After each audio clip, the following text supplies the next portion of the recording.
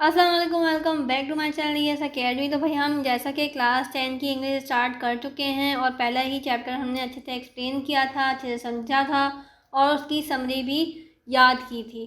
तो अब चलते हैं सेकंड चैप्टर की एक्सप्लेनेशन पे। उसकी फुल समरी में आपको बताऊंगी और बीच बीच में जो भी मुश्किल टर्म होगी या जो भी सिनेरियो आपको बताना होगा, उसका कॉन्टेक्स्ट देना होगा, तो वो भी मैं आपको साथ साथ बताऊँगी।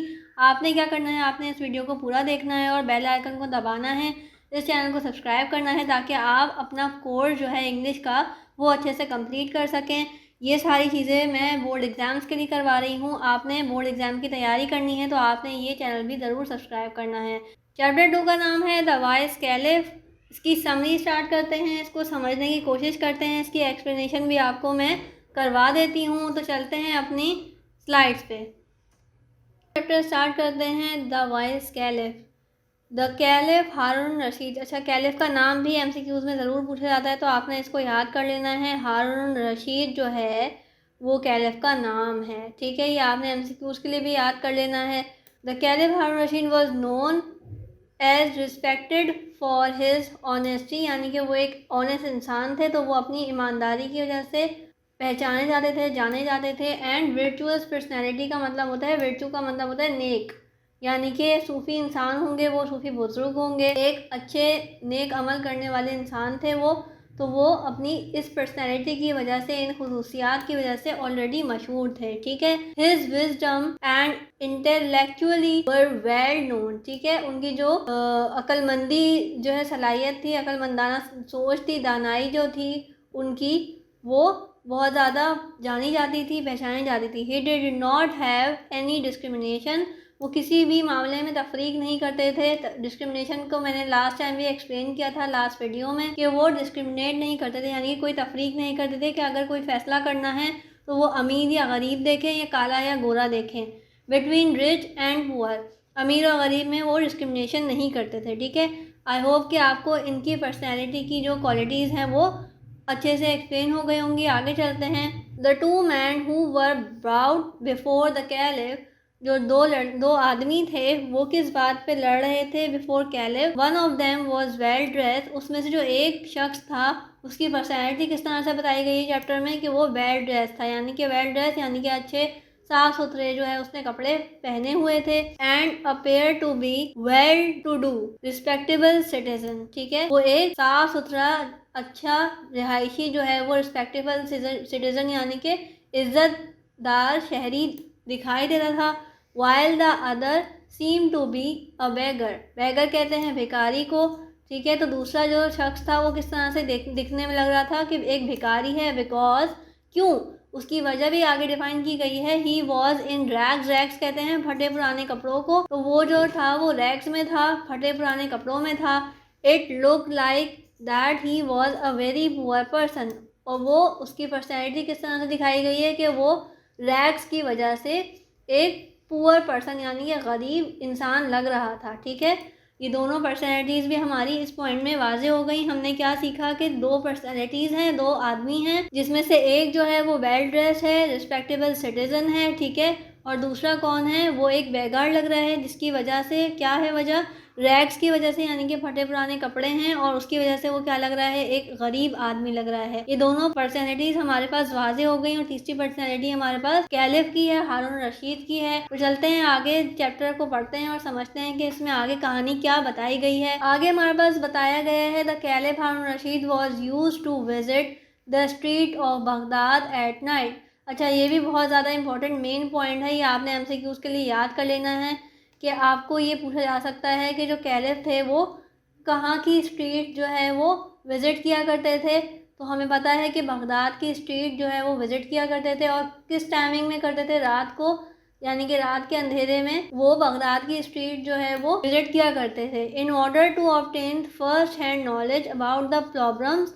And difficulties of the people. क्यों किया करते थे, क्योंकि वो खलीफा थे, कैलिफ यानी कि खलीफा थे उस दौर के बगदाद के। तो उन्होंने क्या तरीका अपनाया हुआ था अपने लोगों की प्रॉब्लम्स और डिफ़िकल्टीज़ को फाइंड करने का, यानी कि खुद जाते थे वो रात को, रात के अंधेरे में, और चेक करते थे कि कोई भूखा तो नहीं है, या जो भी लोगों को मुश्किलात हैं, परेशानियां हैं, वो रात के अंधेरे में जाके उसको खुद से चेक करते थे, खुद से जो है उसकी नॉलेज हासिल किया करते थे। ठीक है, हमने ये भी पॉइंट इसमें क्लियर कर लिया। अब चलते हैं आगे। The caliph was well aware of the fact that animal recognize their masters. और कैलिफ के अंदर एक और ख़ुसूसियत थी, एक और क्वालिटी थी उनके पास, क्योंकि वो एक अक्ल रखने वाले, शऊर रखने वाले शख्स थे, दाना शख्स थे। तो उनके पास एक और क्वालिटी क्या थी कि एनिमल्स की जो है वो उनको मालूम था कि जो एनिमल है वो अपने मास्टर को जो है वो अच्छे से पहचान लेता है। ठीक है, तो हमने बहुत जगहों पे पढ़ा हुआ है, हम डिफरेंट एनिमल्स की स्टोरीज भी हमने सुन रखी हैं कि वो अपने मास्टर की कितना ख्याल रखते हैं। अगर मास्टर उनको अच्छे से रखता है, मास्टर उनसे प्यार करता है, मास्टर यानी कि उस एनिमल का जो मालिक होता है, तो वो अगर उसको अच्छे से रखता है, अगर मालिक को जानवर से मोहब्बत है तो जानवर को ही मालिक से मोहब्बत हो जाती है। और उनको इस बारे में मालूम था, उस फैक्ट को वो जानते थे। आगे ये सारी सिनेरियो जो है, अब हमारे पास स्टोरी चलता है, ये सारी चीज़ें आपने अपने दिमाग में रखनी है। ठीक है, he ordered both the beggar and the rich man to touch the horse one by one. ठीक है, तो उन्होंने एक हॉर्स यानी कि एक घोड़े की लड़ाई है, एक सिटीजन है यानी कि जो रिस्पेक्टेबल सिटीजन, जो वेल ड्रेस आदमी था वो, और उसका दूसरा उम्मीदवार कौन है, एक बेगर है जो कि दिखने में एक गरीब आदमी लगता है, जो कि रैग्स पहना हुआ है। ठीक है, तो उसका फैसला करना है, और किसने करना है, कैलिफ ने करना है। और जबकि कैलिफ को ऑलरेडी मालूम है कि वो एनिमल जो है अपने मास्टर को अच्छी तरह से पहचान लेता है, तो उन्होंने फैसला करना है। अब चलते हैं आगे स्टोरी में। यहाँ पे अच्छे से एक्सप्लेन हुआ है द डिस्प्यूट। डिस्प्यूट कहते हैं लड़ाई झगड़ा, जो बहस थी वो किस बात की थी भाई, वो बहस थी कि dispute between the rich man and the beggar was over a beautiful white horse. लड़ाई किस बारे में थी, लड़ाई थी ब्यूटीफुल वाइट हॉर्स के बारे में थी। ये भी आपने याद रखना है कि लड़ाई किस बारे में थी। ठीक है, क्योंकि ये एमसीक्यू में पूछा जा सकता है कि कौन सा एनिमल था जिसके ऊपर लड़ाई हो रही थी। तो भाई वाइट ब्यूटीफुल हॉर्स था जिसके ऊपर बहस की जा रही थी। किसके दरमियान थी, एक रिच मैन के दरमियान थी, और दूसरा कौन था, इस कहानी का कैरेक्टर बेगर था यानी कि भिखारी था। Both of them were fighting over it and claiming the ownership of the horse. और दोनों ही क्या बात कर रहे थे, बेगर भी और जो रिच मैन था वो भी किस बात की क्लेमिंग कर रहे थे कि ओनरशिप, यानी रिच मैन कह रहा था कि इस घोड़े का मालिक मैं हूँ, और बेगर कहता था कि भाई ये घोड़ा मेरा है। ठीक है, तो अब इसका फैसला किसने करना था, कैलिफ ने करना था। और कैलिफ को ऑलरेडी मालूम है कि भाई वो एनिमल जो है वो अपने मास्टर को अच्छे से पहचानता है, तो उसने फैसला किस तरह से किया ये हम आगे जाके पढ़ेंगे। Both of them were swearing that the horse belongs to them. दोनों जो क्लेम क्या कर रहे थे कि भाई ये जो घोड़ा है वो मेरा है। दोनों ही यही बात पे भजित थे कि भाई ये जो घोड़ा है वो मुझसे ताल्लुक़ रखता है, यानी कि ये मेरा घोड़ा है और मैं इसका मास्टर हूँ। ठीक है, तो अब चलते हैं, देखते हैं कि स्टोरी का एंड क्या हुआ और किस तरह से कैलिफ ने फैसला किया। The rich man told the caliph. Rich man ने कैलिफ को क्या बताया, कैलिफ को बताया that while he was riding to the city gate. जब वो सिटी गेट की तरफ जो है वो घोड़े पे अपने राइड कर रहा था, तो उसने क्या देखा, ही सॉ द बेगर। उसने क्या देखा कि जो भिखारी है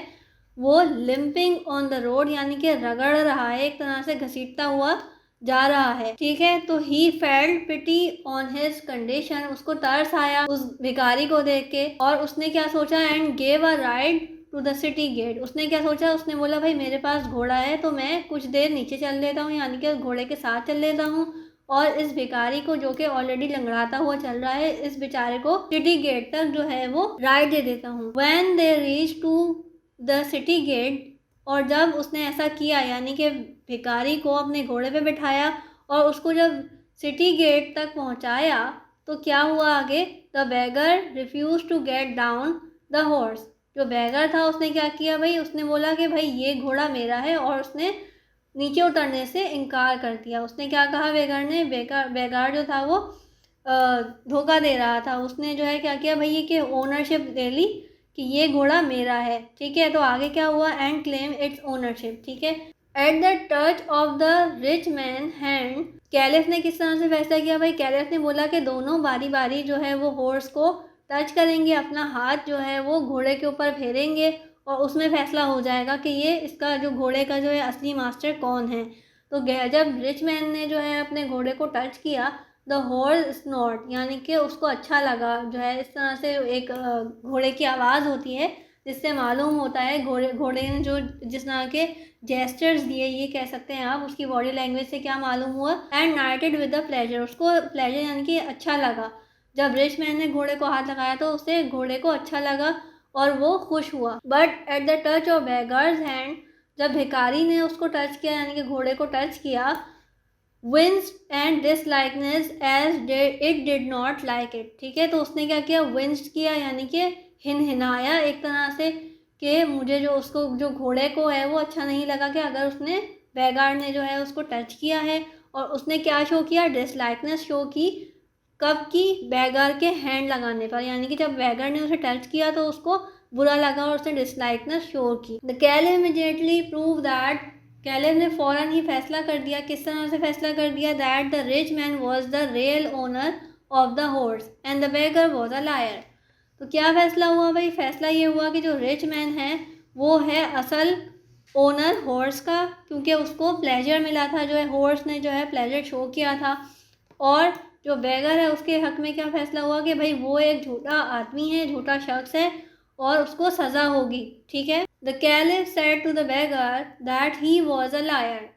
कैलिफ ने बेगर को बोला, भाई तुम जो है वो झूठे शख्स हो, and wicked man and tried to rob an honest man, और एक तो है तुम झूठे मक्कार शख्स हो और तुमने क्या किया है, एक अच्छे शख्स को, ईमानदार शख्स को तुमने लूटने की कोशिश की है। रॉब कहते हैं लूटने को।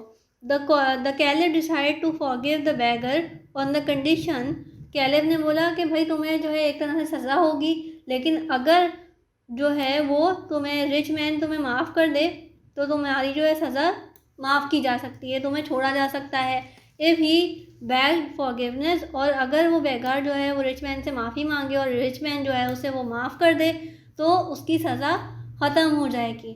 और बेगार ने क्या किया भाई, उससे रिच मैन से माफ़ी मांगी। After getting the horse, rich man readily forgive the बेगर, जैसे ही रिच मैन को उसका हॉर्स मिला और बेगर ने माफ़ी मांगी तो रिच मैन ने क्या किया, बेगर को जो है वो माफ़ कर दिया। एंड फेल्ट सॉरी, यानी कि बेगर ने जो है उससे माफ़ी मांगी तो रिच मैन ने उसे माफ़ कर दिया।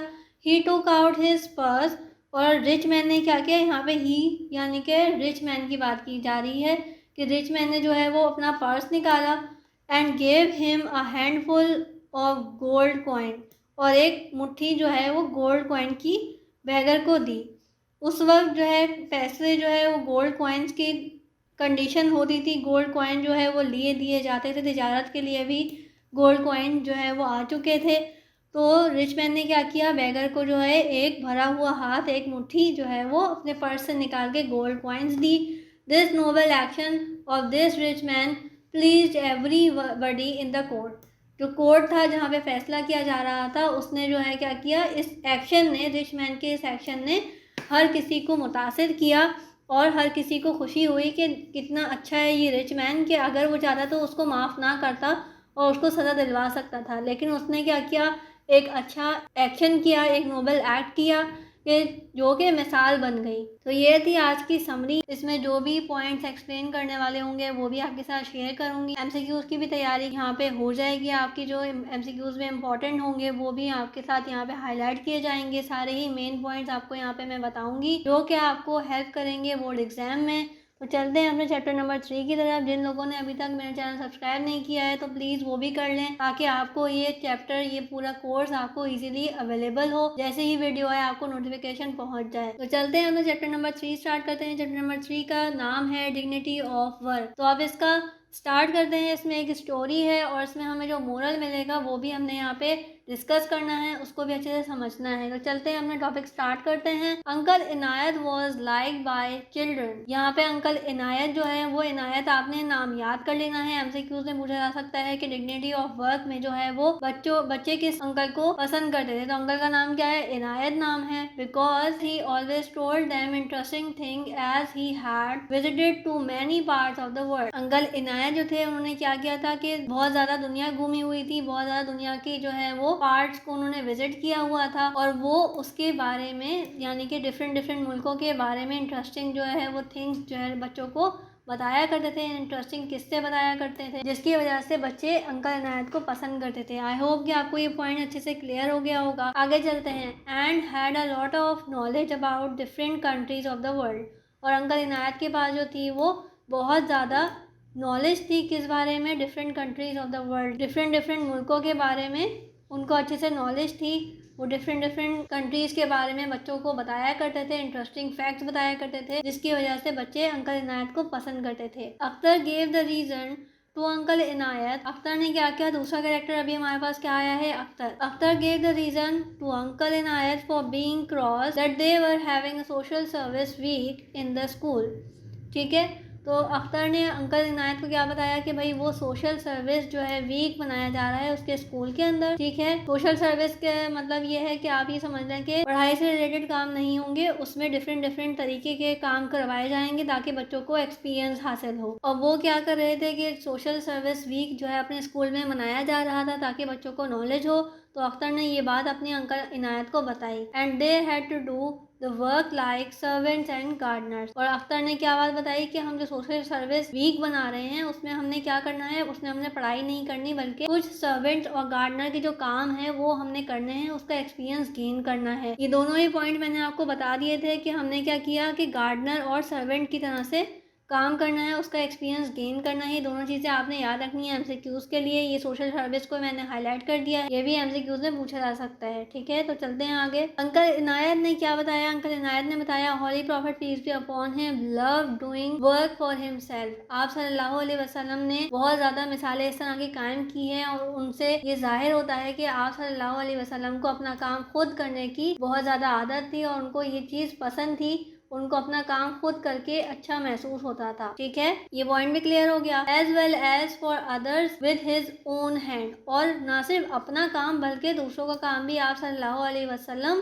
खुद अपने हाथ से करने में खुशी महसूस करते थे। ठीक है, ये भी मैंने यहाँ पे पॉइंट हाईलाइट कर दिया। He set many examples of dignity of work, यानी कि उन्होंने जो है बहुत ज़्यादा मिसालें कायम की गई हैं कि यानी कि कोई भी काम करने में हमें आर महसूस नहीं करनी चाहिए, हमें शर्म महसूस नहीं करनी चाहिए और ख़ासतौर पे अपने काम तो एटलीस्ट हमें खुद करने चाहिए। He washed his clothes। आप सल्लल्लाहु अलैहि वसल्लम क्या क्या काम किया करते थे, आप सल्लल्लाहु अलैहि वसल्लम अपने कपड़े खुद धोया करते थे। रिपेयर हिज शूज़, और अपने जो है वो जूते खुद रिपेयर किया करते थे।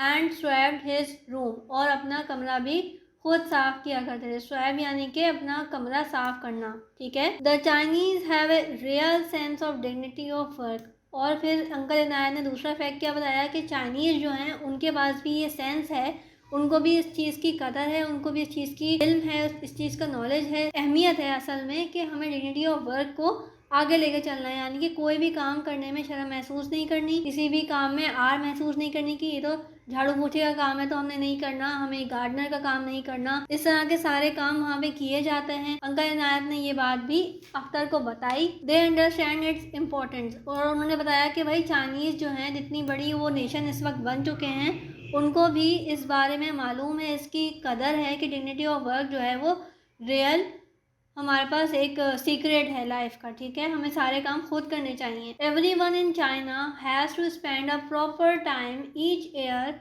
वर्किंग इन अ फैक्ट्री और इन अ फील्ड। चाइना में हर कोई शख्स एक प्रॉपर टाइम निकालता है किस चीज़ के लिए, हर साल वो कहाँ पे काम करते हैं, कोई ना कोई फैक्ट्री में काम करते हैं अलग से जाके, चाहे वो प्रोफेसर हो, चाहे वो अच्छी बैंक की नौकरी कर रहा हो, लेकिन फिर भी वो कहाँ जाते हैं, हर साल फैक्ट्री में या फिर फील्ड कहते हैं खेती बाड़ी की तरह से कुछ एग्रीकल्चरल काम करना, कि वो वहाँ पे जाते हैं और वो सारा काम खुद भी एक्सपीरियंस करते हैं और फार्मर्स की हेल्प करते हैं ताकि उनको इस चीज़ की अहमियत हो कि अगर फार्मर मेहनत कर रहा है तो वो भी अपनी जगह पे बिल्कुल सही मेहनत कर रहा है। अगर फार्मर अपना काम नहीं करे ठीक से तो हमें फल सब्जियां नहीं मिलेंगी। तो इस तरह से हर शख्स हमारे लिए, हमारी सोसाइटी के लिए इतना ही इम्पोर्टेंट है जितना कि हम। अगर हम ऑफिस जॉब कर रहे हैं तो हम बर्तर नहीं है, और अगर कोई गरीब आदमी फील्ड पे काम कर रहा है, एग्रीकल्चर कर रहा है, तो वो भी कमतर नहीं है, सब इक्वल हैं, सब अपना अपना काम खुद करते हैं। ठीक है, ये पॉइंट भी आपको क्लियर हो गया होगा। Even the prime minister and his wife, ठीक है, फॉलो द प्रैक्टिस। ठीक है, चाइना के प्राइम मिनिस्टर और उनकी जो बीवी हैं वो भी इस प्रैक्टिस को फॉलो करती हैं, यानी कि वो भी कोई ना कोई काम इस तरह का करती हैं ज़रूर ताकि वो चीज़ उनकी जो एक उनकी रस्म बन चुकी है, जो एक उनकी सीक्रेट ऑफ लाइफ बन चुका है कि भाई हर कोई काम हर किसी को आने चाहिए, उसकी मेहनत का अंदाज़ा होना चाहिए। The officials of the US government deliver newspapers. जो ऑफिशियल्स हैं यूएस गवर्नमेंट के, गवर्नमेंट लेवल पे जो भी सरकारी मुलाजमत करते हैं, तो वो क्या करते हैं, न्यूज़पेपर को डिस्ट्रीब्यूट करते हैं। ठीक है, न्यूज़पेपर यानी कि घर घर जाकर डिस्ट्रीब्यूट करते हैं, ताकि उनको भी इस चीज़ का अंदाज़ा हो कि अगर कोई न्यूज़पेपर डिस्ट्रीब्यूट कर रहा है तो वो भी अपनी जगह फुल मेहनत कर रहा है, वो भी बेचारा सुबह उठता है और न्यूज़पेपर घर घर जाकर नॉक करके लोगों तक पहुंचाता है। अगर वो एक दिन भी छुट्टी करे तो कितने ही लोगों के घर में न्यूज़पेपर नहीं पहुंचेगा। तो हर शख्स अपनी जगह सोसाइटी के अंदर इम्पोर्टेंस रखता है। When his son was ill, एक दफ़ा का जिक्र है, एक यहाँ पे किस्सा जो है अंकल इनायत ने यहाँ पे बताया है कि भाई गवर्नमेंट ऑफिशियल का जो है बच्चा जो है वो बेटा जो है वो अगर बीमार हो गया था एक दफ़ा, तो उसने खुद जाकर डिलीवर किए newspaper, because he did not want his son to lose his customers in absence. और उसने इस बात को भी अपने दिमाग में रखा कि जो उसके बेटे के जो कस्टमर्स हैं वो लूज ना हो जाए कहीं। अगर वो न्यूज़पेपर नहीं पहुंचाएगा उसके एब्सेंस में, वो अपनी जो कस्टमर्स है वो लूज़ ना कर दे। तो इस वजह से उसके जो वालिद थे उन्होंने खुद जाके न्यूज़पेपर डिस्ट्रीब्यूट किए। ये भी एक एग्जांपल अंकल नायत ने शेयर की कि कोई भी काम छोटा बड़ा नहीं होता। Akhtar thought after hearing what his uncle said. Akhtar ने जो ये सारी बातें सुनी कि जो भी अंकल इनायत उसको बता रहे थे, that he had been wrong to be upset. अख्तर को जो है वो अच्छा नहीं लग रहा था कि वो सोशल सर्विस का जो है वो काम कर रहे हैं स्कूल के अंदर। इन सारी बातों का जो है अख्तर पे क्या असर हुआ कि उसको लगा कि वो गलत सोच रहा था। हमें डिग्निटी ऑफ वर्क होना चाहिए, हमें हर काम करना आना चाहिए, कोई भी काम करने में शर्म महसूस नहीं करनी चाहिए। About cleaning his own class, और उनसे क्या कराया जा रहा था, सिर्फ अपनी क्लासरूम साफ़ करवाया जा रहा था ताकि हमें एहसास हो, ताकि जो बच्चे हैं वो अपना जो रूम है क्लासरूम है उसको गंदा करते हुए सोचें कि यार कितनी मेहनत से ये कमरा साफ़ होता है, हमारे लिए साफ़ किया जाता है, और हम इसे 2 मिनट में गंदा कर देते हैं, डस्टबिन के बजाय रूम में ही कचरा फैला देते हैं। तो हमें इस चीज़ का अंदाज़ा होना चाहिए। That he has learn that no work was minimal और low as long as it was a honest and all work should be respected without any discrimination. उसको क्या बात वाज़े हुई इस बारे में कि कोई भी काम जो है वो छोटा बड़ा नहीं होता, जब तक हम उसे अपनी ऑनेस्टी से कर रहे हैं। जबकि जैसा कि हमारे सर्वेंट्स अपनी ऑनेस्टी से अपने जो काम है वो सफाई है वो करते हैं, तो उसकी भी उतनी ही अहमियत है जितना कि हम किसी ऑफिस में किसी भी अच्छी जगह पे जाके अपना काम ऑनेस्टी से करते हैं। आगे चलते हैं। We learn a lot regarding dignity of work. ये वाला पॉइंट भी बहुत ज़्यादा इंपॉर्टेंट है, इसको आपने अच्छे से समझना है और अच्छे से याद करना है। ये ज़रूर पॉइंट एमसीक्यूज़ में भी आता है और यहाँ पे क्वेश्चन आंसर्स में भी ये सवाल दिया जाता है कि हमने इस चैप्टर से क्या सीखा। We learn a lot regarding dignity of work. हमने डिग्निटी ऑफ वर्क के बारे में बहुत ज़्यादा सीखा फ्रॉम दिस चैप्टर, इस चैप्टर से। That no work is minimal और लो एज लॉन्ग एज, ठीक है, कोई भी छोटा बड़ा काम नहीं होता जब तक कि हम उसे ऑनेस्टी से करें। ठीक है, every work has its importance, और हर काम की अपनी ही इम्पोर्टेंस है। जैसे कि एक न्यूज़पेपर वाले की अहमियत मैंने आपको बताई, एक सर्वेंट की मैंने आपको एग्जांपल बताई कि अगर वो एब्सेंट हो जाएं या अपना काम ऑनेस्टी से ना करें तो हमारे लिए भी मुश्किल हो जाएगी और सोसाइटी का जो पूरा सिस्टम वो डिसबैलेंस हो जाएगा, सारा बिल्कुल मैस हो जाएगा, सारा ख़राब हो जाएगा। क्योंकि डिसऑनेस्टी जब हमारी सोसाइटी में आ जाएगी तो हम भी ऑनेस्टी से काम नहीं करेंगे, हमारे सर्वेंट्स भी ऑनेस्टी से काम नहीं करेंगे और पूरा जो सिस्टम है, पूरी जो सोसाइटी है वो तबाह हो जाएगी। And we should never be ashamed, हमें जो है वो शर्म महसूस नहीं करनी चाहिए टू डू, कोई भी काम करने में, any kind of work with our own hands, और हमें अपना काम जो है अपने हाथों से करने में कोई भी शर्म महसूस नहीं करनी चाहिए। क्लास 10 का चैप्टर नंबर 8 करेंगे, सोशल मीडिया। इसकी फुल समरी आपके साथ शेयर करूंगी, इसके मेन पॉइंट्स आपको बताऊंगी, इसके लिए एमसीक्यूज़ की जो मेन तैयारी है वो भी आपके साथ शेयर करूंगी, मेन पॉइंट्स आपको यहाँ पे एक्सप्लेन करूंगी।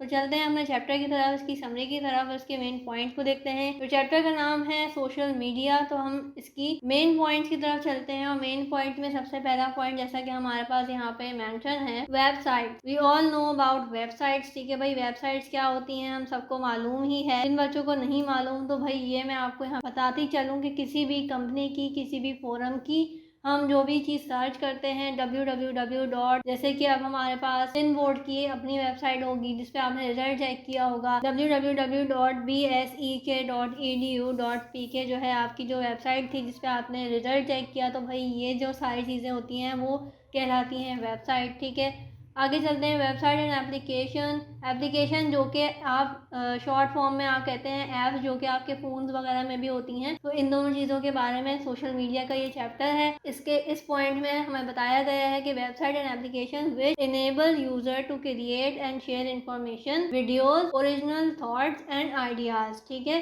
तो पहले इस पॉइंट को समझते हैं कि वेबसाइट्स और एप्लीकेशन किस लिए होती हैं। इनके थ्रू, इनकी वजह से हम जो है, इनेबल्स का मतलब होता है ये हमें अलाउ करती हैं इस चीज़ के लिए। क्या चीज़ के लिए?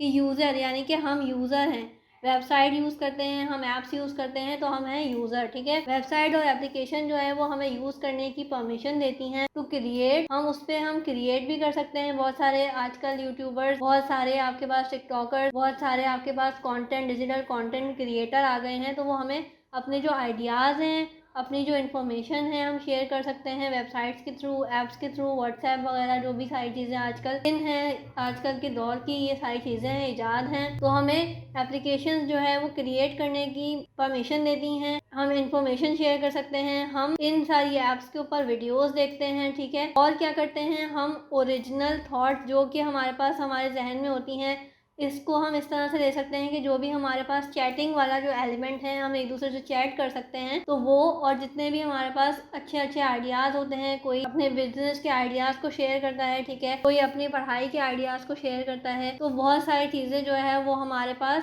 किसके थ्रू मुमकिन है, किसकी वजह से मुमकिन है, एप्लीकेशन और वेबसाइट्स के थ्रू मुमकिन है। जैसा कि हमारे पास आगे ऐप्स की भी नाम बताए हुए हैं कि जैसे ये व्हाट्सएप है। व्हाट्सएप आज के दौर में हर कोई ही यूज़ करता है, तो व्हाट्सएप से हम सब वाकिफ़ हैं। व्हाट्सएप भी जो है वो एक वेबसाइट है, ठीक है। इसके बाद सेकंड जो सबसे ज़्यादा नोन वेबसाइट कहूँ मैं, नोन ऐप कहूँ, तो वो है इंस्टाग्राम, हम सब ही यूज़ करते हैं। इसके बाद आ जाता है ट्विटर, ट्विटर भी बहुत सारे लोग यूज़ करते हैं, एंड फेसबुक, ठीक है।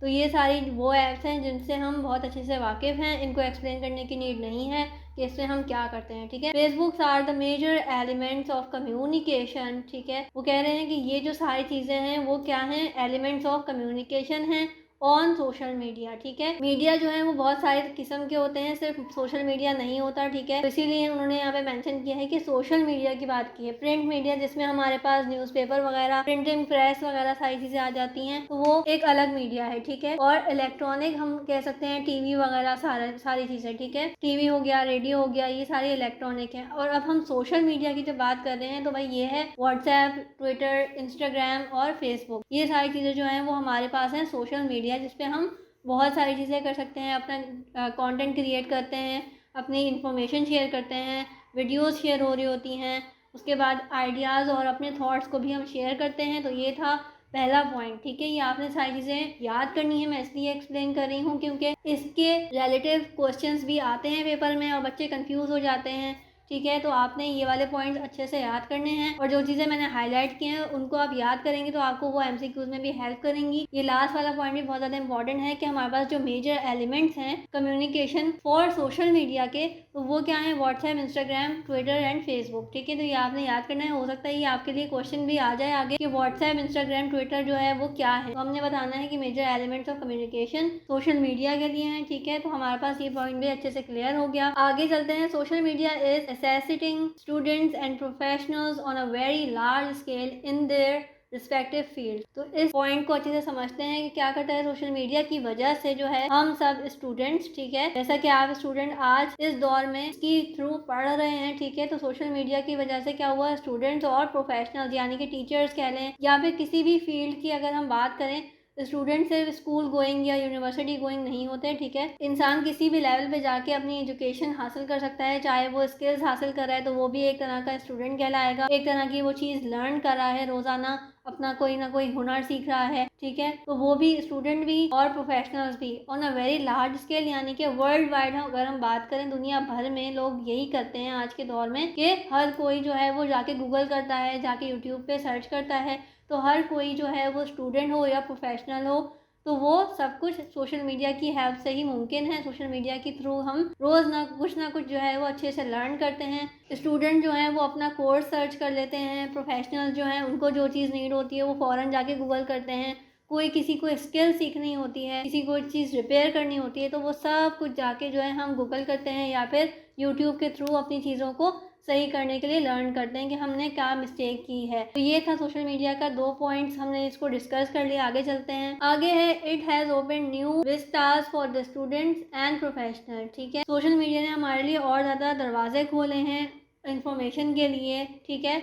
ये हम इस तरह से एक्सप्लेन कर सकते हैं, ठीक है। Who can interact with there counter part in any part of the world and exchange news on matter of mutual interest, ठीक है। तो हम क्या कर सकते हैं, हम भाई अपनी म्यूचुअल इंटरेस्ट की जो है न्यूज़ शेयर कर सकते हैं, यानी कि म्यूचुअल इंटरेस्ट इस तरह से हम समझ सकते हैं कि हमारा और हमारे दोस्त का जो है वो एक मुत्तफिक इंटरेस्ट है कि हमें स्पोर्ट्स पसंद है तो हम स्पोर्ट्स के बारे में बात कर सकते हैं। अगर हमें पॉलिटिक्स पसंद है तो हम पॉलिटिक्स के बारे में डिस्कशन कर सकते हैं। तो हम एक दूसरे से जो है वो अपनी थॉट्स को एक्सचेंज कर सकते हैं, उस पर हम डिस्कस कर सकते हैं, ठीक है। Student can easily interact with educator and researchers in a part of the world and gain a lot of information. उसी चीज़ को आगे एक्सप्लेन किया गया है कि स्टूडेंट्स के लिए क्या हुआ। स्टूडेंट जो है वो अपने टीचर्स से इंटरेक्ट कर सकते हैं। रिसर्चर्स के बारे में हम देख सकते हैं कि रिसर्चर्स ने क्या रिसर्च की है इन स्पेसिफिक टॉपिक्स के रिलेटेड, क्या चीज़ हमारे पास सर्च होने के बाद हमारे पास सारी चीज़ें इंफॉर्मेशन हमारे पास गैदर हुई हुई है। हम कोई भी चीज़ जो है आज से कई साल पहले की भी हिस्ट्री अगर हम पढ़ना चाहें तो हम सर्च करते हैं और फटाफट हम उसको अपने नॉलेज में ले आते हैं, हम लर्न कर लेते हैं और हमें उसके लिए हेल्पफुल रहता है। तो वही बात कर रहे हैं कि स्टूडेंट के लिए इस दौर में इंफॉर्मेशन गेन करना बहुत ज़्यादा इजी हो गया है। हम कहीं पे भी बैठे हुए, किसी भी मुल्क में बैठे हुए जो है अपने लिए इंफॉर्मेशन गैस कर सकते हैं और उसको हम याद कर सकते हैं, ठीक है। तो ये था इस पॉइंट की ट्रांसलेशन, और ये बहुत ज़्यादा इंपॉर्टेंट पॉइंट्स हैं। यहाँ पे मैं सारे ही डिटेल में एक्सप्लेन कर रही हूँ, आपने ये सारी चीज़ें याद करनी है क्योंकि यही वाले क्वेश्चन जो हैं, इसी से रिलेटेड क्वेश्चन जो है हमारे एग्जाम में आ रहे हैं। और बेसिकली ये जो क्योंकि नया कोर्स है तो इसके हमारे पास इस वक्त नोट्स वगैरह भी इतने प्रोवाइड नहीं है, 5 ईयर्स नहीं है, तो हमने अपनी बुक्स के थ्रू ही अच्छे से तैयारी करनी है। ये सारे पॉइंट्स इतने इंपॉर्टेंट हैं कि आपने अगर इनको याद कर लिया तो डेफिनेटली आपका जो क्वेश्चन में आपके जो पेपर में क्वेश्चंस आएंगे वो आप यहाँ से आंसर करके लिख सकते हैं। Businessman can initiate their businesses with the click of a button, ठीक है। तो बिजनेस जो है आज के दौर में बहुत ज़्यादा ईजी हो गया है। ई कॉमर्स वेबसाइट्स वगैरह अगर हम देखें तो हर कुछ जो है वो वेबसाइट के थ्रू ऑनलाइन जो है वो सेल हो रहा है, बाय हो रहा है, परचेज हो रहा है, ठीक है। बिजनेसमैन भी जो है वो ऑनलाइन जो है बिजनेस कर रहे हैं सिर्फ एक बटन के थ्रू, ठीक है। तो ये था इस पॉइंट का मकसद। आगे चलते हैं। They can post their product, वो अपनी जो प्रोडक्ट्स हैं उनकी पिक्चर्स वगैरह लेके उनकी वीडियोस जो है वो अपने प्लेटफॉर्म पे शेयर करते हैं, ठीक है। उसके बाद क्या होता है, and invite buyer from every corner of the world. और इतनी बड़ी जो दुनिया है, अगर हम अपनी दुकान खोलना चाहें तो फिज़िकली तो हमें हर मुल्क के अंदर अपनी दुकान खोलनी पड़ेगी, फिर अपनी जो चीज़ें हैं वो रखनी पड़ेंगी ताकि हमारे पास जो है वो बायर आए और फिर उसे ख़रीदे। लेकिन अब हमारे पास इतना ज़्यादा इजी हो गया कि सिर्फ हम एक वेबसाइट बनाते हैं, अपना एक ऑनलाइन स्टोर बनाते हैं और अपनी वर्ल्ड वाइड ऑडियंस यानी कि दुनिया भर से जिसको चाहे जो चाहे वो ख़रीद सकता है।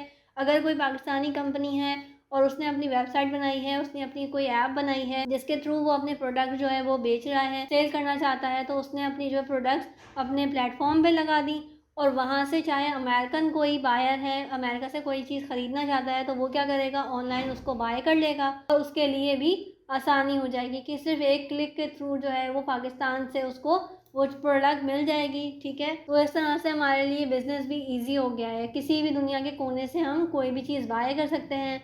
दे interact with their customers on case by case basis and readily respond to their queries comments and needs, ठीक है। होता क्या है बेसिकली, अगर हम एक वेबसाइट की या किसी ऐप की बात करें तो बेसिकली क्या होता है कि भाई बिजनेसमैन जो है वो अपनी वेबसाइट बनाते हैं और हमें जैसे कि अगर हम बायर हैं, अमेरिकन कोई भी प्रोडक्ट ख़रीदना चाहते हैं तो हम क्या करेंगे कि अगर हमें कुछ चीज़ पूछनी है, क्यूरीज मतलब कोई क्वेश्चंस पूछना, हमें पूछना है कि इसका साइज़ क्या है, या इसमें कोई डिफरेंट कलर अवेलेबल है, या कोई भी चीज़ हमने कुछ पूछना है, या फिर उस पर कॉमेंट करना है कि कितनी प्राइस में है या कब तक आ जाएगा, हमने जो भी चीज़ें उसके बारे में इंफॉर्मेशन लेनी है तो वो हम इजीली कर सकते हैं।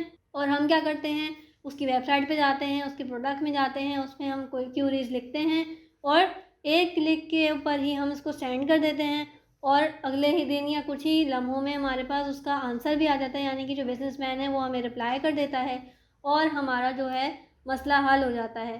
ठीक है, तो ये जो है हमारे पास टाइम जो है वो बचाता है। सोशल मीडिया ने बहुत ज़्यादा हमारा जो टाइम है वो बचाने की कोशिश की है, बहुत ज़्यादा हेल्प करता है हमें इन सारी चीज़ों में।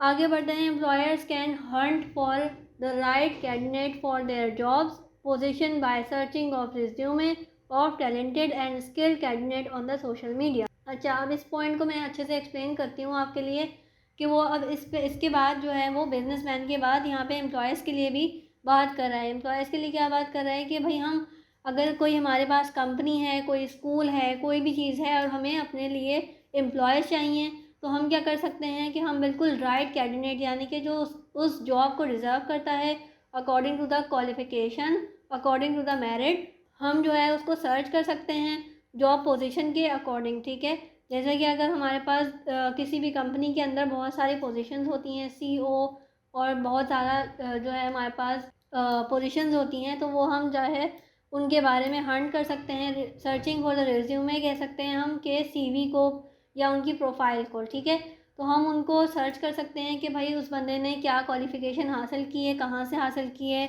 वो कैसा दिखने में लगता है, क्या उसकी जो है पर्सनैलिटी है, क्या उसके पास स्किल्स हैं और कितनी वो एज का है। तो सारी चीज़ें हमारे पास उस रिज्यूमे में आ जाती हैं उस कैंडिडेट की, ताकि हम उसको इंटरव्यू के लिए इनवाइट कर सकें और फिर हम उसको हायर कर लें अगर उसके पास हमारे अकॉर्डिंग स्किल्स हैं जो कि हमें रिक्वायर्ड हैं। ठीक है, तो ये एम्प्लॉय का भी मैंने आपको यहाँ पे एक्सप्लेन कर दिया। आगे चलते हैं। Employer looking for people with a specific qualification and capabilities can also freely use their social media groups to advertise their vacant positions। ठीक है, तो हम क्या कर सकते हैं कि एम्प्लॉयज़ यानी कि अगर हमें कहीं एम्प्लॉयज़ की तलाश है तो हम क्या करते हैं, स्पेसिफिक क्वालिफिकेशन चाहिए होती है किसी भी पोस्ट के लिए। अगर किसी पोस्ट के लिए हमें मास्टर डिग्री चाहिए किसी भी बंदे के लिए, तो हम सर्च करेंगे कि जिसने मास्टर किया हुआ हो, जिसके पास स्किल्स हो, जिसके पास जो है वो क्वालिफ़िकेशन पूरी हो और वो हमारी जो है जॉब रिक्वायरमेंट से पूरा उतरता है तो हम उसे हायर करेंगे। ठीक है, तो ये सारी चीज़ें भी जो है वो सोशल मीडिया की तो हम सोशल मीडिया ग्रुप्स के ऊपर इसको सारा शेयर कर देते हैं, एडवर्टाइज़ कर देते हैं कि हमें जो है वो एम्प्लॉयज़ की तलाश है किसी भी कंपनी को। अगर एम्प्लॉयज़ की नीड होती है, अपनी रिक्वायरमेंट जो है वो वहाँ पे शो करते हैं और इस तरह से हम हायरिंग करते हैं। तो ये भी पॉइंट यहाँ पे क्लियर हो गया। नेक्स्ट पॉइंट है social media has made constant connection with the distant relative possible. ठीक है, सोशल मीडिया ने हर तरह के लोगों के लिए अपना एक कनेक्शन बनाया हुआ है, चाहे वो एम्प्लॉयज़ हों, बिजनेसमैन हों या आम इंसान हो, स्टूडेंट्स हो, प्रोफेशनल्स हो। It has also helped to establish contact with a long lasting friends। ठीक है, हम फ्रेंड्स की भी बात करें तो सोशल ऐप्स हैं जिसके थ्रू हम अपने फ्रेंड से कनेक्ट रहते हैं, चाहे वो डिफरेंट कंट्रीज़ में क्यों ना हो। एंड रिलेटिव्स, और रिलेटिव यानी कि रिश्तेदारों के बारे में भी सेम यही चीज़ है कि अगर वो किसी और कंट्री में है, किसी और सिटी में है, तो हम सोशल मीडिया के थ्रू एक दूसरे से कनेक्टेड रहते हैं। Nowadays, all family members can virtually participate in any family event from all over the world just because of social media। ये भी पॉइंट बहुत ज़्यादा इजी है कि हम कोई भी फैमिली हो, अगर कोई भी फैमिली इवेंट है और वो अगर इवेंट पाकिस्तान में है और हमारे आधी फैमिली मेम्बर जो हैं वो किसी और कंट्री में है, किसी और सिटी में है और उनका हमारे पाकिस्तान में आना पॉसिबल नहीं है उस वक्त, तो हम क्या करते हैं, सोशल मीडिया के थ्रू कनेक्ट करते हैं, सोशल ऐप्स को यूज़ करते हैं, वीडियो कॉल्स कर लेते हैं, चैटिंग कर लेते हैं, पिक्चर शेयर करते हैं ताकि उनको भी जो है वो उस इवेंट की अपडेट्स दी जाएं और उनको भी उस इवेंट में शामिल किया जाए। तो ये थे इसके पॉइंट्स। नेक्स्ट हमारे पास है social media can also affect relations of people by the screen attention and quality of the time spend together. हम क्या करते हैं, अपना जो है वो क्वालिटी जो है टाइम कभी कभी वहाँ पे वेस्ट कर रहे होते हैं सोशल ऐप्स के ऊपर, तो वो भी एक सोशल मीडिया का नुकसान है कि हम जो है अपना क्वालिटी टाइम जो है जो कि हम स्टडीज़ में लगा सकते हैं या कहीं और अच्छा प्रोडक्टिव काम कर सकते हैं, तो हम क्या करते हैं कि हम सोशल ऐप्स के थ्रू हम अपना टाइम वेस्ट कर रहे होते हैं। According to a recent study, negative effect of a social media on a relations are distract. तो वो यही बात कर रहे हैं, according to the recent study, हमारे पास जो रीसेंट स्टडी की गई है तो वो उसने क्या साबित किया है कि negative effects of social media, ठीक है, सिर्फ सोशल मीडिया की अच्छाइयाँ नहीं हैं, कुछ बुराइयाँ भी हैं। वो बुराइयाँ क्या हैं कि एक तो हम अपना क्वालिटी टाइम वेस्ट कर रहे होते हैं, दूसरा हमारे पास यहाँ पे हमने देखा गया है कि बहुत ज़्यादा बच्चे जो है वो ऐप्स में, मोबाइल्स में टाइम वेस्ट करते हैं और अपने रिलेशन यानी कि रिलेशनशिप, पेरेंट्स को टाइम नहीं देते हैं या घर में इतना ज़्यादा टाइम नहीं देते हैं, एक दूसरे से बातचीत नहीं करते हैं और डिस्ट्रैक्ट हो जाते हैं। कभी कभी पढ़ाई के दौरान हम हज़ार दफ़ा फ़ोन उठाते हैं और उसको हम जो हमारा फ़्लो बना होता है स्टडीज़ का वो हम डिस्ट्रैक्ट हो जाते हैं और हमारा सारा ध्यान जो है पढ़ाई से हट जाता है। जो टॉपिक हम समझ रहे होते हैं वो हम बिल्कुल डिस्ट्रैक्ट हो जाते हैं उससे। सम टाइम जो है इरिटेशन होना शुरू हो जाती है। इरिटेशन इन दैट मीन्स कि हम भाई पढ़ रहे हैं और अगर हमारा जो है वो फ़ोन कोई हमें पिक्चर्स भेज रहा है, कोई हमारे पास चैटिंग आ रही है तो हम जो है फ़ौरन से या तो डिस्ट्रैक्ट हो जाते हैं और अगर हमारा दिमाग पढ़ाई में लगा हुआ है तो हमें वो समटाइम्स इरिटेट कर रहा होता है, ठीक है। एंड डिक्रीज़ क्वालिटी टाइम, और जो क्वालिटी टाइम है हमारा वो कम से कम होता जाता है क्योंकि हम जो है वो सोशल ऐप्स यूज़ कर रहे होते हैं उस टाइम में, तो हमारा जो टाइम है वो कम हो जाएगा। टाइम हमारे लिए रुकेगा नहीं, टाइम जो है वो हमारा कम हो जाएगा और फिर हमें कम टाइम में ज़्यादा स्टडीज़ करनी पड़ती हैं। The biggest disadvantage of social media networking is that it takes up a lot of students' time and is addicting, ठीक है। तो हमारे पास दूसरा डिसएडवांटेज क्या आया कि भाई वो सोशल नेटवर्क के थ्रू जो कनेक्ट हुए हुए होते हैं वो भी एक तरह का डिसएडवांटेज है। ये जो स्टूडेंट्स का जो टाइम है वो भी वेस्ट हो रहा है और साथ साथ जो है वो बहुत सारे बच्चों को ये देखा गया है कि वो उस चीज़ के आदी हो जाते हैं, फ़ोन यूज़ करने के आदी हो जाते हैं। 3-3 4-4 घंटे जो है वो हम फ़ोन यूज़ कर रहे होते हैं, या फिर बहुत सारे बच्चों को देखा गया है कि वो गेम के इतने ज़्यादा आदी हो जाते हैं कि उनको दिन के 2-3-4 घंटे जो है वो अपने गेम के लिए चाहिए होते हैं, वरना उनको मतलब बहुत सारे बच्चों को देखा गया है कि गुस्सा आ रहा होता है या वो ज़िद्दी हो जाते हैं, काम नहीं करते, पढ़ाई नहीं करते। तो ये भी इसका डिसएडवांटेज है।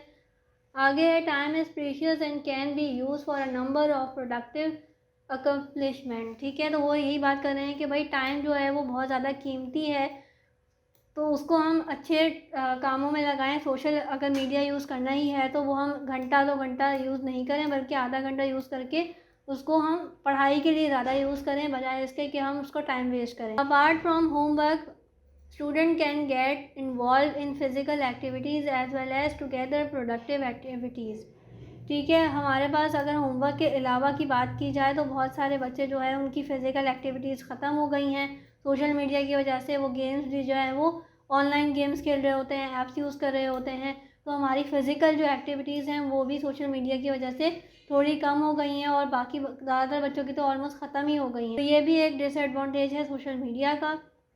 But youngsters are sitting on a social media for an hour every day and wasting their precious time। यही बात की गई है यंगस्टर यानी कि जो हम सब बच्चे हैं 9th-10th ग्रेड के, कि वो देखा गया है कि या तो वो पढ़ाई कर रहे होते हैं और या तो वो फिर अपना टाइम वेस्ट कर रहे होते हैं सोशल मीडिया के ऊपर।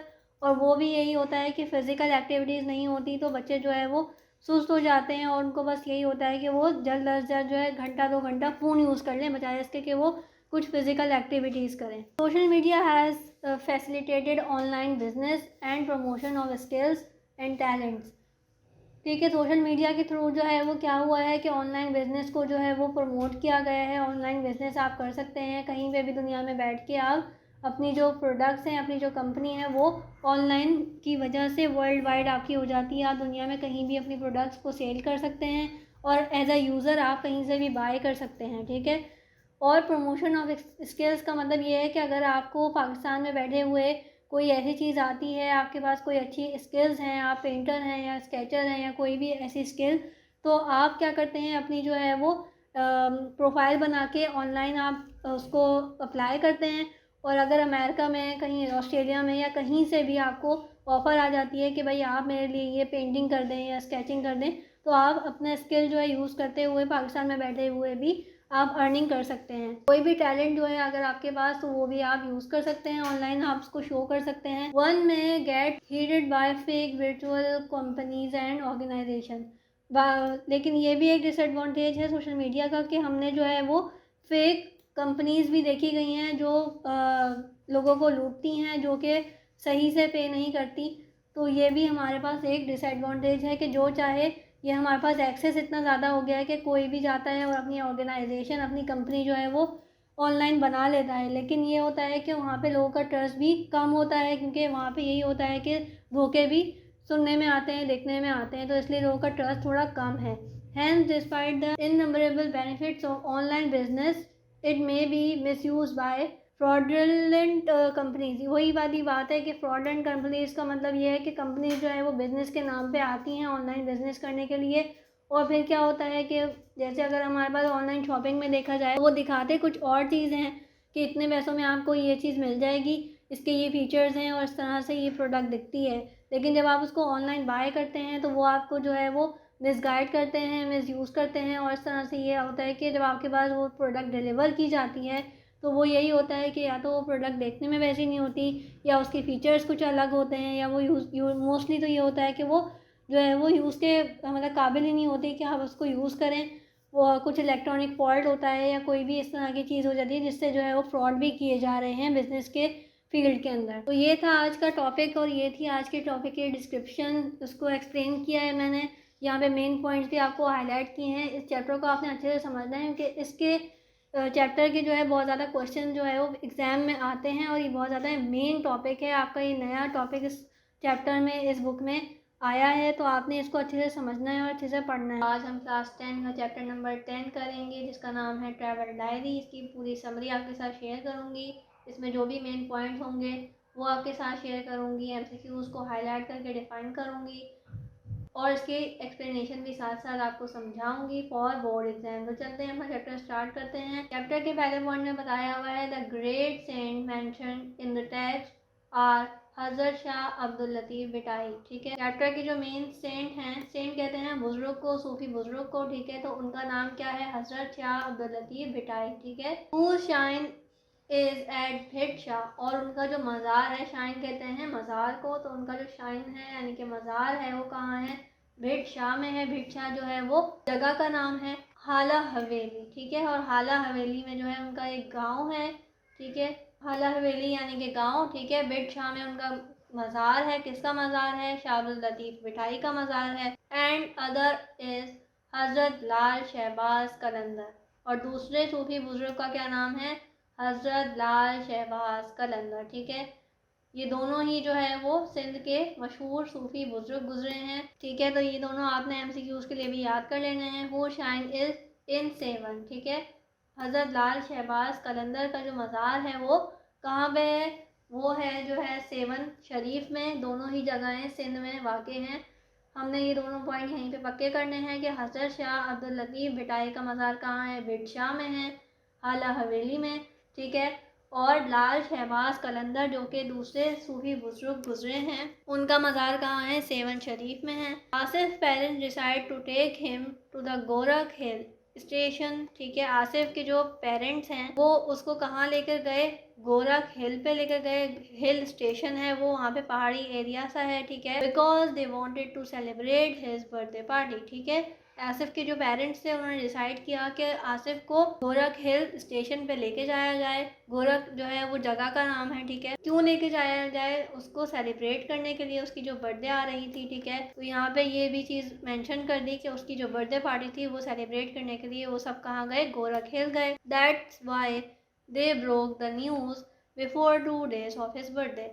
और आसिफ को उन्होंने कब बताया ये सारी बात? उसकी बर्थडे से 2 दिन पहले। ठीक है, क्योंकि बर्थडे सेलिब्रेट करने के लिए वो गोरख हिल जा रहे थे, तो इसलिए उन्होंने 2 दिन पहले ये न्यूज़ ब्रेक की कि हम सब जो है मिलके बर्थडे सेलिब्रेट करने के लिए गोरख हिल जा रहे हैं। Gorakh hill station is one of the most exciting holiday resort of Pakistan. Gorakh hill जो है वो एक जगह का नाम है। वहाँ पे एक रिजॉर्ट इस तरह से बनाए गए हैं। रिजॉर्ट कहते हैं होटल टाइप के एरिया को, जहाँ पे आपको लॉन वगैरह भी इस तरह का प्रोवाइड होता है। होटल्स होते हैं, रेस्टोरेंट होते हैं वहाँ पे, तो आप वहाँ जाके अपनी हॉलीडेज़ गुजार सकते हैं। ठीक है, तो गोरख हिल स्टेशन जो है वो पाकिस्तान में वाक़ है। वहाँ पे हॉलीडेज लोग गुजारते हैं, रिजॉर्ट है, ठीक है वहाँ पे, which is situated at elevation of 5690 feet, ठीक 5690 फीट जो है वो हाइट पे है फ्रॉम द सी लेवल से जो है वो इतनी ज़्यादा हाइट पे गोरख हिल वाक़ है, ठीक है। And is the highest summit and holiday resort of Sindh, ठीक है।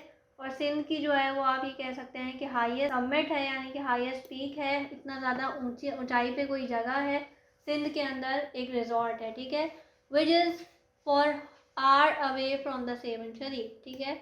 और वो कहाँ वाक़ है, गोरख हिल जो जगह है वो है सेवन शरीफ से 1 घंटा दूर के फासले पर हमारे पास ये गोरख हिल का एरिया शुरू हो जाता है। ऑन लिविंग सेवन शरीफ, ठीक है, जब हम सेवन शरीफ वो लोग गए और वहाँ से निकलते हुए उन्होंने क्या देखा, दे वर सर्व्ड लंच, उनको जो है वहाँ पे क्या मिला, लंच मिला, ठीक है, इन नाइसली पैक्ड लंच बॉक्सेस। किस तरह से मिला कि लंच बॉक्स जो है वो बॉक्सेस के अंदर अच्छी तरह से पैक था। ऑन द बस, बाय बस जा रहे थे वो, तो उनको जो है बस के अंदर अच्छा पैक हुआ हुआ लंच मिला।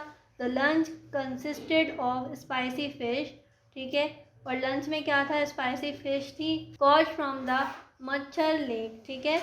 मंछर लेक जो है वो जगह का नाम है। मंछर लेक जो है मंछर झील को कहा जाता है, आपने ये नाम सुना होगा, सिंध में वाक़ है, ठीक है। तो ये जो है मंछर लेक से पकड़ी गई मछली थी और स्पाइसी फिश जो है उनको कहाँ मिली, लंच में मिली, बस में ट्रैवल करते वक्त। Which was situated close to the Sehwan Sharif, और जो मंछर लेक है वो भी सेवन शरीफ से करीब ही है, तो वहाँ से वो मछली पकड़ के उनको पका के दी गई थी लंच के तौर पे। At the foot of the Gorakh hill they were transferred to jeep for a steep, ठीक है। बाय बस वो गोरख हिल जा रहे थे, ठीक है, तो उन्होंने क्या किया कि उन्होंने बाय बस के बजाय उनको जो है वो शिफ्ट कराया गया, कहाँ कराया गया, जीप में शिफ्ट कराया गया, कि उनको सारे लोगों को जीप में बैठा दिया गया। क्यों बैठा दिया गया, क्योंकि आगे जो थी वो स्टीप थी, स्टीप कह सकते हैं आप ऊंचाई को, ठीक है। Up hills drive to reach the summit, ठीक है, क्योंकि हमें ऊंचाई पे जाना होता है तो हम जो है वो इस तरह की गाड़ियों का इस्तेमाल करते हैं जो कि हमारे लिए सेफ भी हों, क्योंकि एक नॉर्मल बस या एक नॉर्मल कार जो है वो अप हिल की तरफ नहीं जा सकती, तो इसलिए हम क्या करते हैं, हम जो है जीप्स वगैरह का इस्तेमाल करते हैं। आपने हिली एरियाज़ में भी देखा होगा कि हम जो है जीप वगैरह ही नॉर्मली वहाँ पे यूज़ की जाती हैं। टू रीच द समिट, यानी कि गोरख हिल तक पहुँचने के लिए उन्होंने जीप का सहारा लिया। That's why they had to leave the bus, और इस तरह से उन्होंने जो है वो बस को जो है छोड़ा और जीप में चले गए। And take the jeep to reach the top, ठीक है, और जीप की मदद से वो टॉप पर जाने की उन्होंने कोशिश की, सबमिट की। When they reach to the Gorakh hill station, और जब वो आखिरकार गोरख हिल स्टेशन जो है वो पहुंच गए, they could not get any hotel there, ठीक है।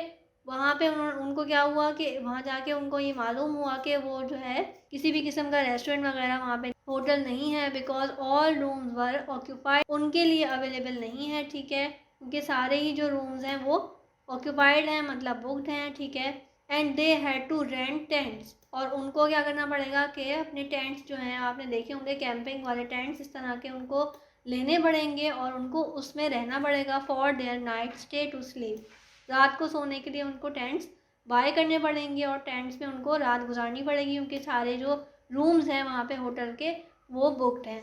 Asif was still admiring the beauty of the hill station, ठीक है, आसिफ को जो है वो वहाँ की खूबसूरती, वहाँ की ब्यूटी जो है हिल स्टेशन की, वो बहुत ज़्यादा अच्छी लग रही थी। When he heard people singing happy birthday, ठीक है, और एक हिली एरिया में उसको जो है हैप्पी बर्थडे विश किया गया बिहाइंड हिम, पीछे से आकर। जब वो ये सारी ब्यूटी सोच रहा था तो पीछे से आकर उसको हैप्पी बर्थडे विश किया गया। Turning around he saw his parents and friends were carrying a huge cake with the candles on it, और जैसे ही वो पीछे मुड़ा तो उसने क्या देखा कि उसके फ्रेंड्स और फैमिली जो है वो सारे हैप्पी बर्थडे उसको विश कर रहे हैं, और एक बहुत बड़ा केक जो है कैंडल से सजा हुआ जो है वो उसको विश किया जा रहा है बर्थडे उसकी तरफ से, ठीक है। He was touched by his parent love and meticulous arguments, ठीक है, और उसको जो है वो क्या किया गया, बहुत ही प्यार मोहब्बत से जो है उसको बर्थडे विश किया गया, उसके पेरेंट्स ने उसको प्यार किया और बहुत सारी दुआएं दी।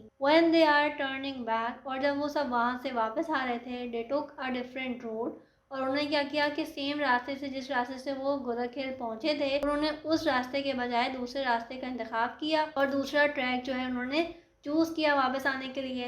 एंड ट्रेवल फ्रॉम द दादू मोरो ब्रिज। और दूसरा ट्रैक का क्या नाम था? दादू मोरो ब्रिज। ठीक है, ये ब्रिज का भी नाम आपने याद रखना है, ये एमसीक्यू में ही पूछा जा सकता है। ठीक है, because the guide announce that, क्योंकि उनके जो गाइड उन्होंने किया था, उस गाइड कहते हैं कि जो जगह आपको वहाँ पे वो विजिट करवाए, वहाँ की आपको जगहें, इंपॉर्टेंट जगहों के बारे में बताए, एक्सप्लेन करे।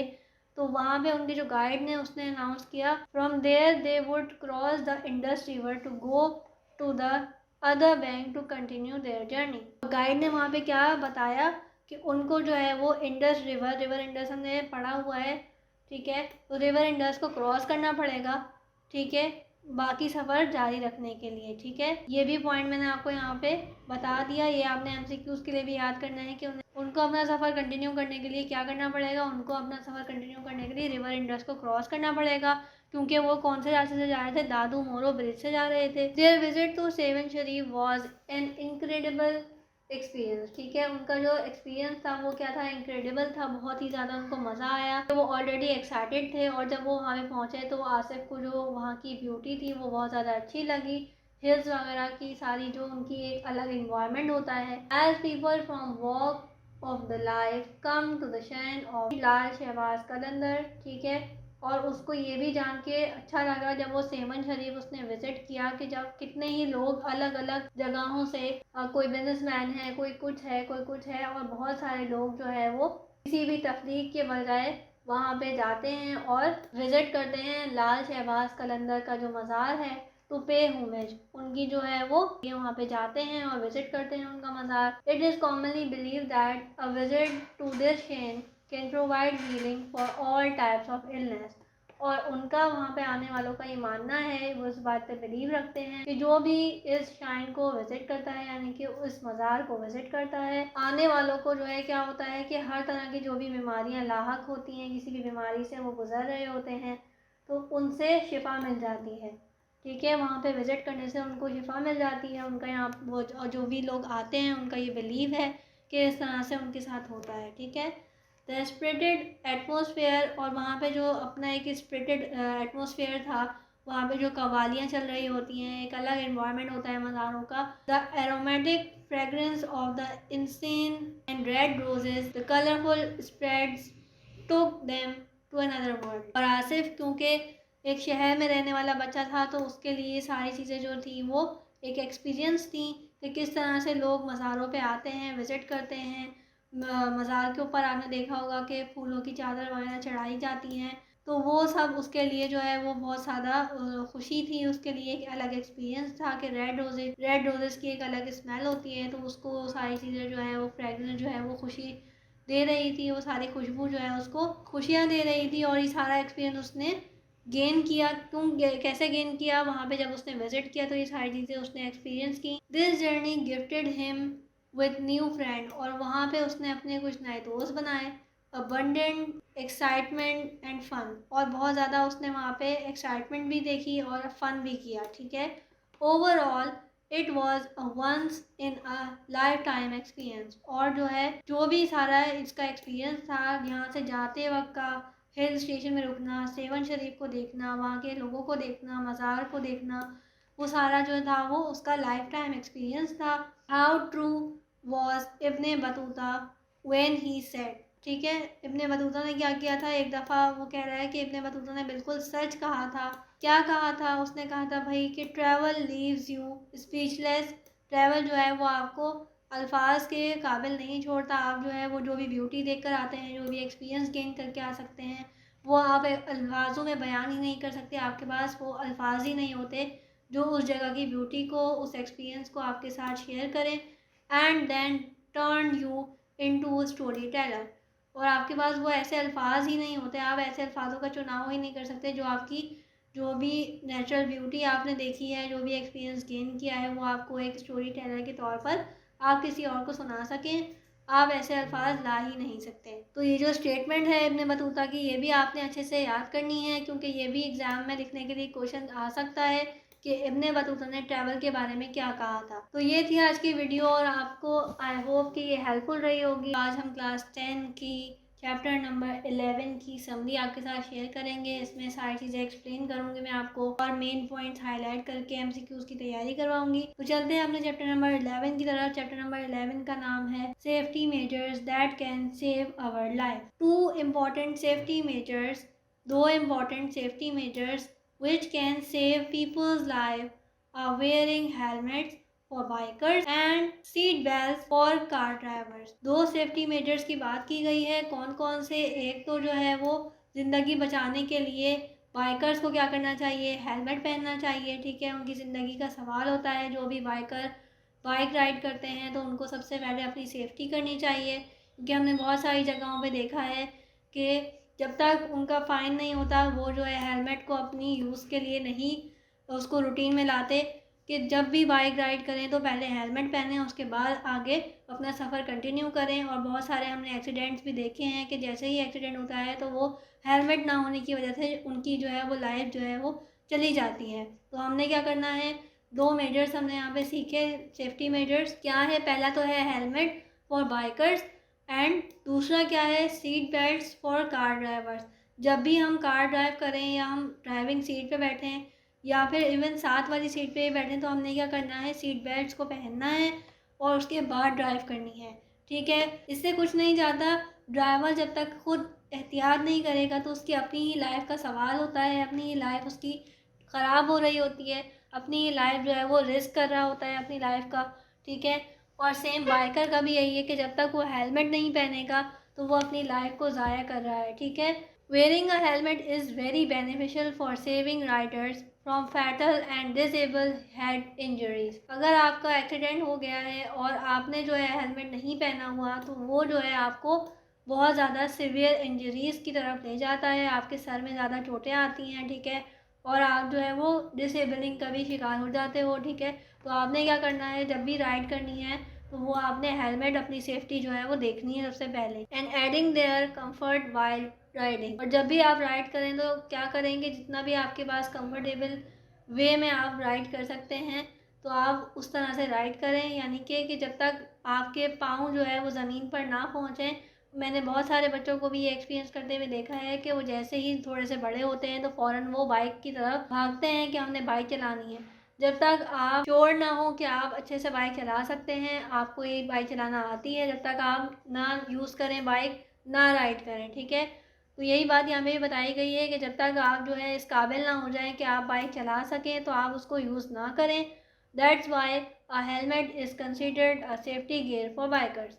और कुछ भी हो सकता है, ज़रूरी नहीं है कि आपकी गलती हो एक्सीडेंट में, दूसरे सामने वाले की भी गलती हो सकती है। तो क्या होता है कि नुकसान दोनों का होता है। और क्या होता है कि जब हमने सेफ्टी हेलमेट्स नहीं पहना होता तो हमारा भी नुकसान ज़्यादा होता है, हम जो है वो इंजरी का शिकार हो जाते हैं। Not wearing a helmet means increasing the risk of the fatality and disability due to head injury. और जब हम अपना जो है हेलमेट नहीं पहनते हैं तो क्या होता है कि वो जो हमारा रिस्क फैक्टर होता है लाइफ का वो बढ़ा देता है कि जैसे ही एक्सीडेंट होगा तो जो सेफ्टी हम कर सकते हैं अपने सर की वो हम नहीं करते। और क्या होता है फिर वो हमारी जो है बीमारियों का बायस बनता है, हेड इंजरीज जो है हमें हो सकती हैं। And harmful impact on our eyes. और यही होता है कि अक्सर आपने देखा होगा कि जिनके सरों पे चोटें लगती हैं तो वो क्या होता है, हमारी आइज पे भी अफेक्ट आता है और हमारी जो आई साइट जो है वो वीक हो जाती है।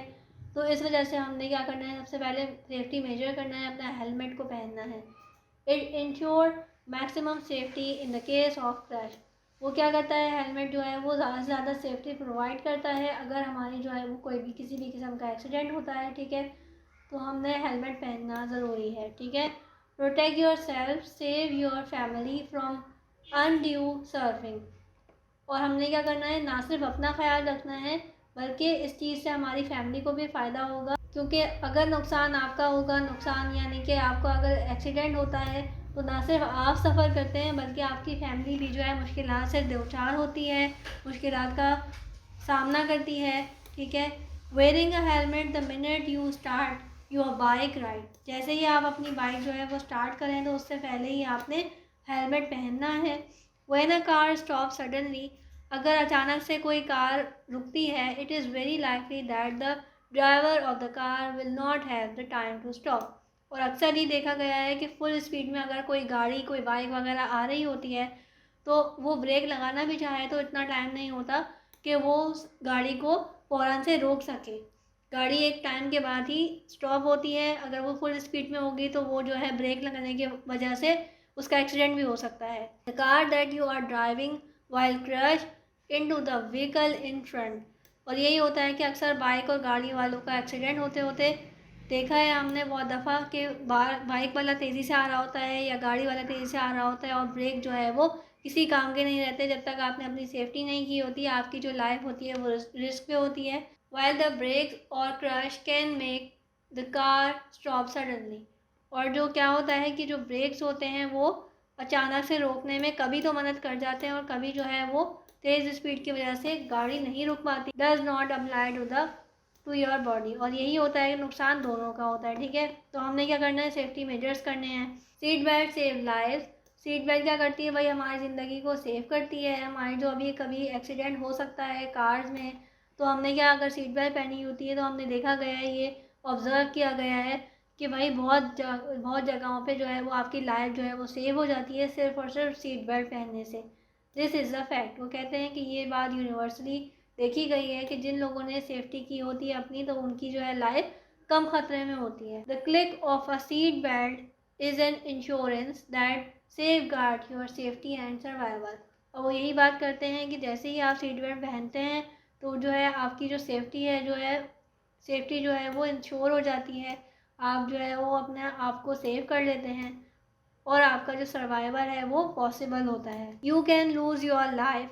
अगर आपने सेफ्टी नहीं की होती तो आप जो है अपनी ज़िंदगी को खो बैठते हैं। एंड लिव और वेस्ट योर टाइम। और अपना भी टाइम ज़ाया करते हैं। ऐसा हमने नहीं करना। मेजर करने हैं, हमने सेफ्टी मेजर्स करने हैं, सीट बेल्ट लगानी है या हेलमेट पहनना है। And money. ना सिर्फ हमारी ज़िंदगी जाती है, हमारी ज़िंदगी ज़ाया होती है, बल्कि इतना ही ज़्यादा पैसा हमारे इंजरीज़ पे, हमारे ट्रीटमेंट पे लग जाता है। और बोथ, और कभी कभी तो दोनों ही चीज़ें होती हैं कि लाइफ भी नहीं बचती और पैसा भी पानी की तरह बहाया जाता है कि किसी तरह हम इसकी लाइफ जो है वो बचा लें। तो उस पैसे का कोई फ़ायदा नहीं है। जब तक आप उस पैसे से हेलमेट नहीं खरीद सकते तो वो पैसा बेकार है आपके लिए, ठीक है। तो हमने क्या करना है, सबसे पहले बाइक के साथ हेलमेट लेना है और उसको यूज़ भी करना है। If you do not wear a seat belt, वो यही बात करते हैं कि अगर आपने सीट बेल्ट भी नहीं पहनी तो सेम केस है कि अगर आपने गाड़ी ले लिया और सीट बेल्ट का यूज़ नहीं किया तो आपने अपनी ज़िंदगी को रिस्क में डाल दिया। Every time that you get into a car, जब भी आप कार को यूज़ करें, जब भी आप कार में बैठें, you must where a seat belt. और आपने क्या करना है, सीट बेल्ट पहनना है for the safety of you and your family. ना सिर्फ अपनी आपने सेफ्टी करनी है बल्कि आपने फैमिली का भी ख्याल करते हुए सीट बेल्ट को पहनना है। तो इस तरह से हमारे चैप्टर 11 तक हमने ये सारी ही जो है समरियाँ समझ ली हैं। पेपर्स के लिए सारे मेन पॉइंट मैंने आपको यहाँ पे गाइड कर दिए हैं। एमसीक्यूज़ की भी हमने साथ साथ तैयारी कर ली है। तो आपने इन पॉइंट्स को अगर अच्छे से याद किया होगा, समझा होगा, तो डेफिनेटली आपके इंग्लिश में मार्क्स बहुत ज़्यादा अच्छे आएंगे और आपको कोई भी क्वेश्चन मुश्किल नहीं लगेगा। So please like my video, share my videos and subscribe my channel. Thank you.